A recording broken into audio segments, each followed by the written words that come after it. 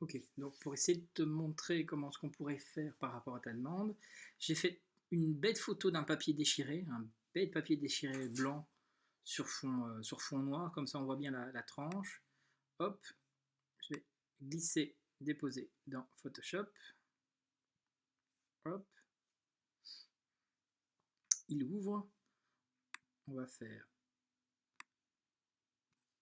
une grosse sélection, on va dire un petit peu barbare, Refine Edge. Comme ça tu peux voir un petit peu ce que ça donne. C'est un truc un peu plus contrasté comme ça. Ça t'as bien le côté un petit peu... On voit bien le détail du papier déchiré par exemple. Pas smooth, pas radius. On sort sur un nouveau document avec un masque. OK. Comme ça, on a un nouveau document avec juste le masque qu'on peut sélectionner comme ça. Et là, tu peux modifier, l'étirer, l'étirer.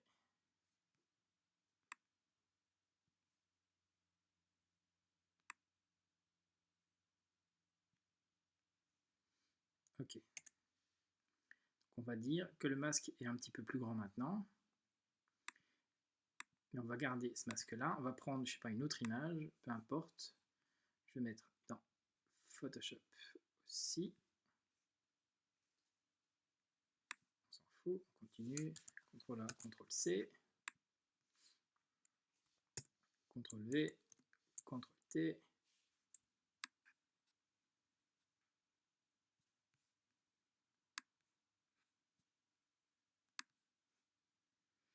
Je l'étire. Je la mets en place. Enter.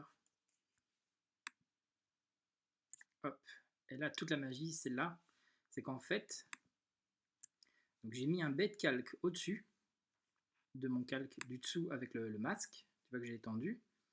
Et je clique entre les deux calques, j'appuie sur Alt, et là, il va faire en fait un lien pour masquer ce calque par rapport au calque du dessous. Et il va seulement apparaître sur le calque du dessous qu'on a agrandi, qu'on a étiré. Une fois que ça c'est fait, je prends une autre image, hop, CTRL A, CTRL C, pour, pardon, commande, pas contrôle, on est sur Mac, CTRL V, CTRL T, j'étire, en appuyant sur majuscule, comme ça je garde les proportions, Enter, et je la mets en dessous. Là, du coup, on peut la balader si on veut, mettre un petit peu la nana où on veut, et ici, on peut aussi du coup balader l'image, la placer un petit peu comme tu veux. Donc, ça, c'est un petit peu avec la déchirure, tu vas un petit peu marquer comme ça ici. Maintenant, le secret, ça serait en fait, sur ce calque-ci, de supprimer, tu vois, mais il faudrait supprimer l'inverse. Donc, image, select inverse, je supprime, et du coup, on peut même se passer du calque de dessous. Donc on n'a que ce calque-là qui est masqué. Maintenant, il est plus masqué, il est vraiment déchiré parce qu'on a vraiment pris la sélection du masque de l'image précédente qu'on a appliqué sur ce calque-ci pour supprimer le plus de l'image. Donc là, on a vraiment une image déchirée, donc on ne peut plus la déplacer si on veut. Si tu veux par exemple que l'effet soit un petit peu plus accentué au niveau de la déchirure, tu double-cliques pour ouvrir le calque de masque, et là, on va faire Drop Shadow, et on va essayer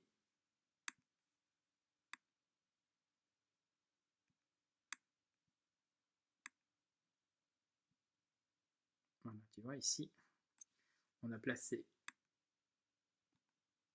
un petit un petit flou. Et après maintenant, voilà. Il faut diminuer un petit peu ce flou.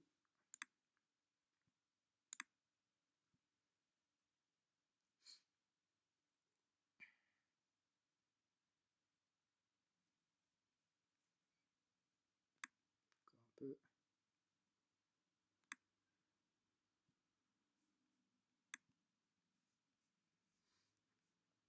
Okay, là on a plus ou moins diminué le flou. C'est pas parfait, mais c'est fait en 30 secondes aussi. Et tu vois, comme par exemple ici, un petit défaut.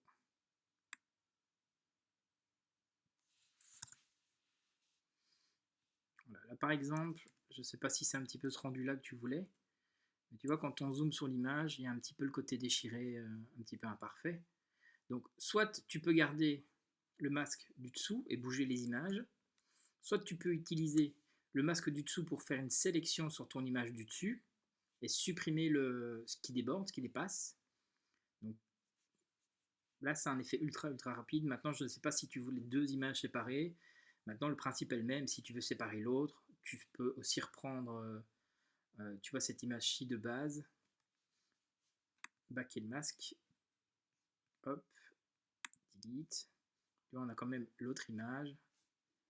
On va juste sur cette image-ci, tu vas faire une sélection grossière, refine edge. On va faire un nouveau layer mask.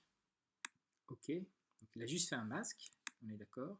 Je sélectionne tout mon masque en cliquant dessus, en appuyant sur commande. Je sélectionne le masque. CTRL, commande T pour modifier la taille du masque. Je l'étire. On s'en fout des proportions. Je l'étire. Je l'étire. C'est juste pour avoir un repère. Hop, Enter. Tu peux déplacer ton nanana.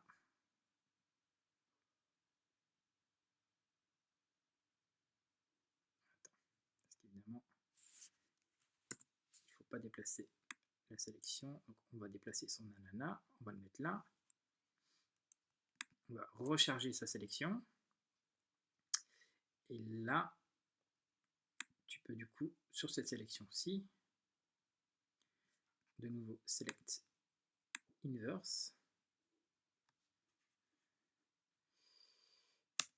supprime,